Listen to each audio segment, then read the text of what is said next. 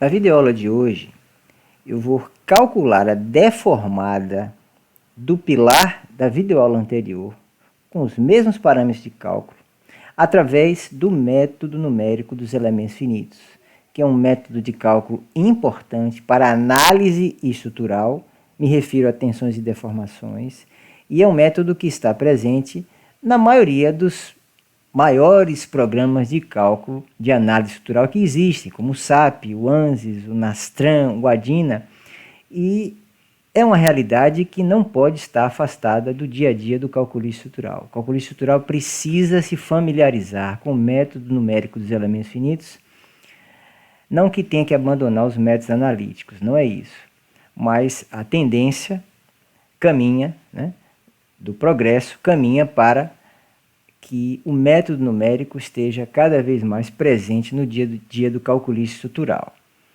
E nós vamos utilizar um modelo de pórtico plano que apresenta até 3 graus de liberdade por nó. Como nós temos aqui apenas força normal de compressão e momento fletor numa direção de inércia, então nós estamos aqui com 2 graus de liberdade por nó. Então, a matriz de rigidez do pórtico plano se adequa perfeitamente à nossa necessidade.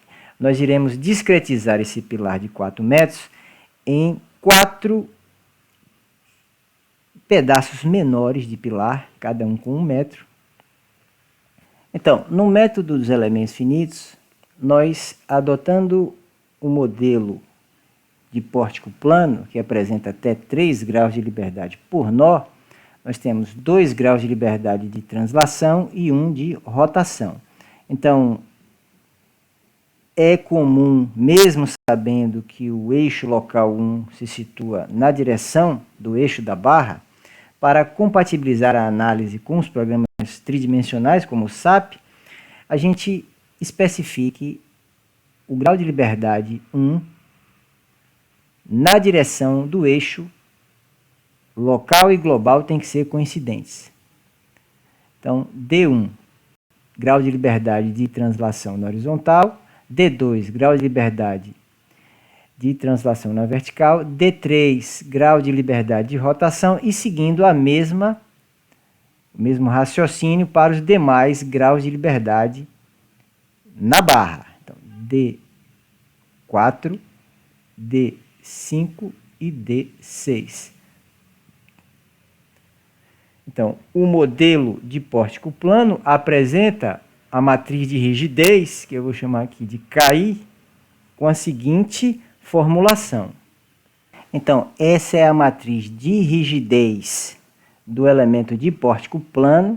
É uma matriz de ordem 6, 6 linhas e 6 colunas, e ela é a superposição das matrizes de rigidez do elemento de treliça, que apresenta 1 grau de liberdade por nó, com o de viga, que apresenta 2 graus de liberdade por nó. Então, se nós dividirmos o nosso pilar em 4 pilares menores, cada um de 1 metro, vou chamar aqui de L1, L2, L3 e L4.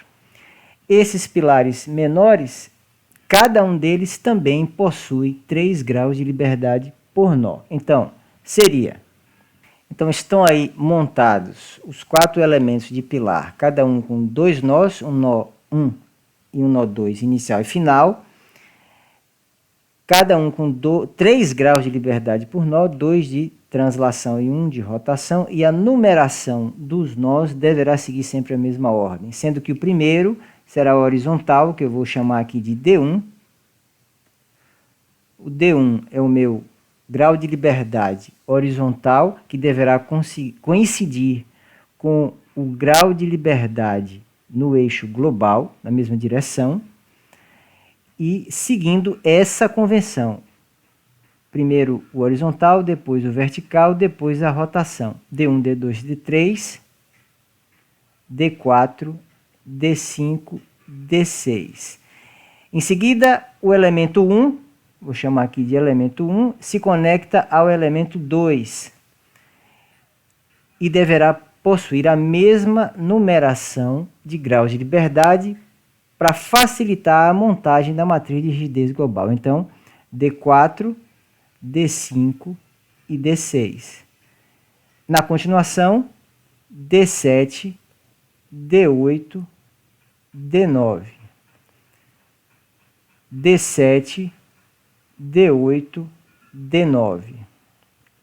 D10, D11, D12. D10, D11, D12. D13, D14 e D15. Então, essa é a numeração dos graus de liberdade de cada elemento de barra, elemento frame, pórtico plano em 2 dimensões, com 3 graus de liberdade por nó, sendo 2 de translação e 1 de rotação. Aqui de cara a gente já observa que a nossa matriz de rigidez global terá, se são 1, 2, 3, 4, 5. Se são 5 nós, cada nó com 3 graus de liberdade, a nossa matriz de rigidez será de ordem 15. 15 linhas e 15 colunas. Além disso, a área da seção transversal da barra vai ser 50 vezes 20, 1000 centímetros quadrados. Nosso elemento de concreto. O módulo de elasticidade da expressão da matriz de rigidez local, essa é a matriz de rigidez local. A ela iremos aplicar em todos os elementos e depois fazer uma superposição de matrizes. Observe que a ordem da matriz de rigidez local é de 6 e a da matriz global, como será visto, é ordem 15. Então, o modo de elasticidade aqui, dando continuidade do concreto, será o valor de norma. Eu vou considerar aqui 0,85 vezes 5.600 raiz quadrada de FCK. Como FCK é igual a 20 megapascal, então isso resulta em 21.287,37 megapascal, que resulta em 2.128,74 quilonewtons por centímetro quadrado. Eu vou trabalhar em quilonewton por centímetro quadrado, as unidades. O momento de inércia será IY, vai ser igual a base 50 vezes a altura elevado ao cubo sobre 12. Isso vai dar 33.333,33 centímetros elevado à quarta. Então, para cada elemento de barra, L1, L2, L3, L4, basta eu fazer esses cálculos, né? Conforme a matriz de rigidez local apresentada. Vejamos isso através de uma planilha de cálculo já preparada para a montagem da matriz de rigidez global e a determinação dos deslocamentos nodais utilizando o método dos elementos finitos. Então está aqui a planilha onde nós iremos montar sistemas de equações lineares, equações matriciais, para determinar uma matriz global e resolver um sistema de equação linear e encontrar os deslocamentos nodais dos nós 1, 2, 3, 4 e 5. Então, cada nó tem coordenadas locais, que já estão aqui especificadas. A coordenada x ela é igual para todos, né, que o pilar está numa única posição, e aumentando 1 metro, 100 centímetros, de um nó para outro. Então, as barras 1, 2, 3 e 4, elas iniciam e terminam num determinado nó e cada tramo possui área, uma área, na seção transversal, um modo de elasticidade, um comprimento e um momento de inércia diária. A matriz de rigidez local, apresentada anteriormente, já com os parâmetros calculados, é a matriz K1. A matriz de transformação, que relaciona o sistema de coordenadas locais com o sistema de coordenadas globais, ela é facilmente encontrada através de cossenos diretores, apresentados aqui ao lado. Então, nós temos que calcular Lx, Mx, Ly e My. E apresentar uma outra matriz, que é a matriz de transformação. Todos os elementos de barra precisam passar por essa transformação para se realizar as operações no sistema global. Em seguida, obtém-se a matriz transposta da matriz de transformação. Multiplica-se a matriz transposta pela matriz de rigidez local, então aqui está a matriz transformada, e em seguida pela matriz de transformação. Então essa é a matriz final do elemento 1. Então os graus de liberdade estão aqui indicados nas linhas e colunas, e nós iremos compor em seguida a matriz global com base nessas posições.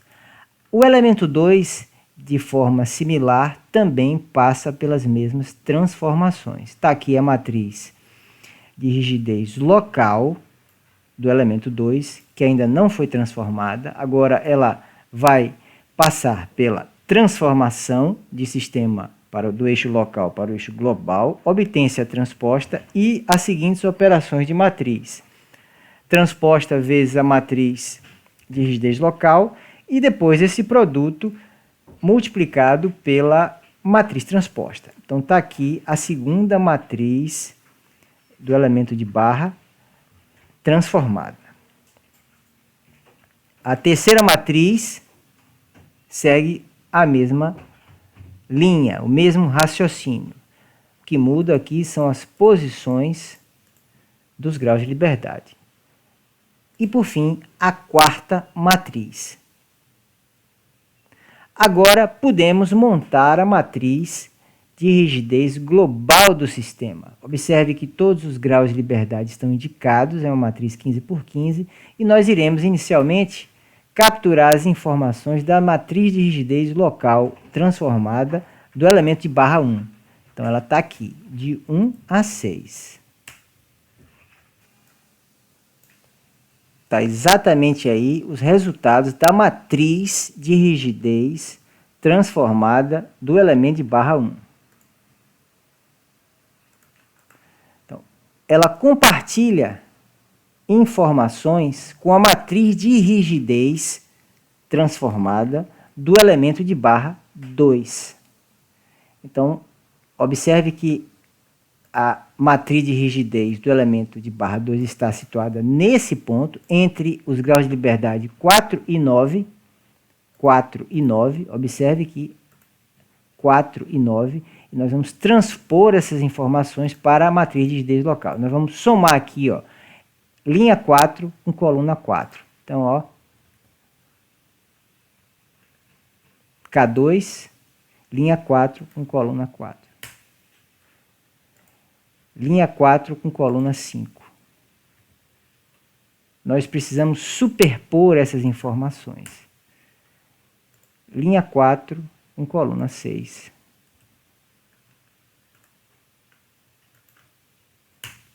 E aqui eu posso puxar.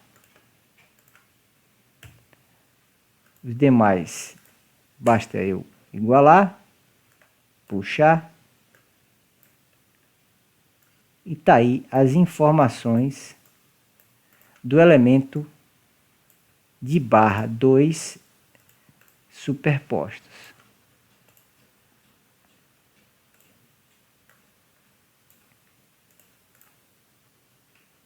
Vou precisar fazer a mesma coisa aqui agora com o elemento de barra 3, com a matriz de rigidez local transformada do elemento de barra 3. Então, linha 7 com coluna 7.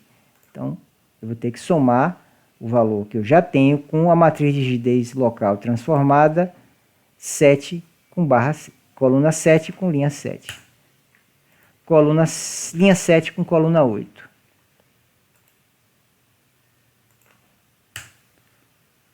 Linha 7 com coluna 9.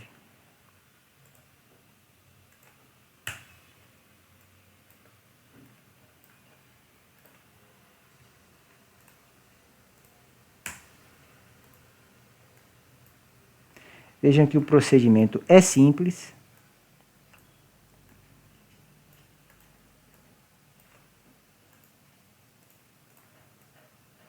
Então, está aí inserida na matriz de rigidez global da estrutura as informações relativas ao elemento 3, ao elemento de barra 3, a matriz de rigidez transformada do elemento 3. Falta agora as informações do último elemento, do quarto elemento. Então, linha 10 com coluna 10. Agora, K4, linha 10 com coluna 10. Linha 10 com coluna 11. Linha 10 com coluna 12.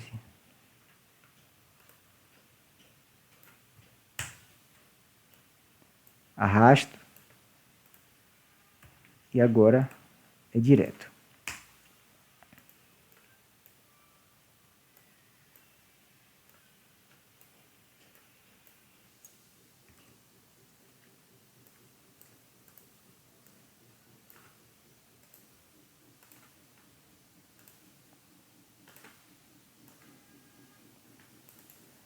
Os demais parâmetros são iguais a zero. Então, zero.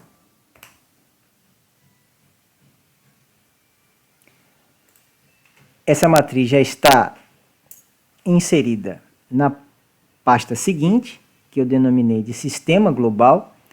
Então, aqui é uma equação de equilíbrio, está representada. A matriz força, ela é igual ao produto entre as matrizes de rigidez global da estrutura e a matriz de deslocamento nodal. E em seguida, novamente a matriz representada, a matriz global representada, e agora eu vou inserir as restrições de apoio. Bom, voltando para a memória, observem que o primeiro elemento, que tem graus de liberdade D1, D2 e D3, observa-se que, como na base do pilar, na base do elemento de barra 1, eu tenho um apoio fixo. Ora, se apoio fixo, a translação em x e em y, no caso aqui em x e em z, está restringida. Então, D1 e D2 igual a zero. Assim como no elemento de barra 4, a translação em x e em z, D13 e D14 são iguais a zero. Então, retornando para a matriz, D1 e D2 são aqui em cinza, elas não fazem parte mais do sistema, porque a equação de equilíbrio, força igual ao coeficiente de rigidez vezes deslocamento, nodal é igual a zero, porque ΔI e ΔI são iguais a zero, assim como ΔI13 e ΔI14 são iguais a zero. Então, o que fica são esses números, esses valores na cor azul, que estão aqui representados. Eles é que vão fazer parte do meu sistema de equações lineares, pois apresentam deslocamentos nodais de translação ou de rotação. Então, prosseguindo com o método, o objetivo agora é encontrar a inversa dessa matriz, pois a matriz de rigidez global multiplicada pelo deslocamento, pela matriz de deslocamento nodal, é igual à matriz de força em cada nó. A matriz de rigidez global multiplicada pela inversa da matriz de rigidez global é igual a 1. Então, a matriz de deslocamento nodal será igual à matriz de força vezes a inversa da matriz de rigidez global. Então, nós vamos inverter essa matriz. Como é que se faz isso? Eu vou selecionar todos os espaços, vou digitar 1. O Excel facilita sobremaneira o trabalho. Então, MA, então inversa, e ele solicita que você selecione a matriz que você quer trabalhar. E aí, simultaneamente, eu vou clicar, pressionar Shift, Ctrl e Enter. E aí ele calcula automaticamente a matriz inversa, matriz de rigidez global inversa. Esses valores já estão aqui embaixo, selecionados. Na matriz de força, eu entro com os valores de momento fletor nos nós de extremidade. Não adianta aqui eu entrar com a força de compressão, porque no ponto superior do pilar ele está restringido, porque é um apoio fixo. Então, o que me interessa aqui é a via deformada do pilar em função do momento fletor, porque em função da força de compressão ela é zero. O primeiro nó, o nó de cima, está restringido. Então eu vou indicar apenas os momentos fletores do diagrama da distribuição linear triangular apresentada anteriormente. Então eu igualo, eu multiplico a matriz inversa encontrada por essa matriz de força. E eu vou encontrar os deslocamentos nodais. Então, observe que aqui eu seleciono a matriz coluna que eu vou determinar, matriz multi, e eu multiplico uma pela outra. E dou Enter. E o Excel automaticamente encontra para mim esses valores. Então, está aí os valores dos deslocamentos nodais em cada ponto selecionado na minha modelagem. 4 modelos de barra, 4 elementos de barra, cada um com 3 graus de liberdade por nó, sendo 2 de translação e 1 de rotação, e os valores estão aí apresentados. Observem que no meio do pilar é o deslocamento horizontal D7, delta 7 aqui na planilha, ele é da ordem de 7,05 vezes 10 a menos 4 centímetros. Então é um deslocamento de translação muito pequeno e que comprova aqui a validade da hipótese de pequenas deformações, ou seja, a nossa análise em regime elástico linear, que adota a premissa de que o equilíbrio estrutural ele é considerado na posição indeformada, os esforços são calculados na posição indeformada, contanto que as deformações não apresentem valores superiores aos especificados em norma. Então aqui nós estamos com 7,04 vezes 10 a menos 4 centímetros. Então, pequenas deformações, está validada a hipótese de regime elástico linear. Então, esses são os deslocamentos nodais do nosso pilar.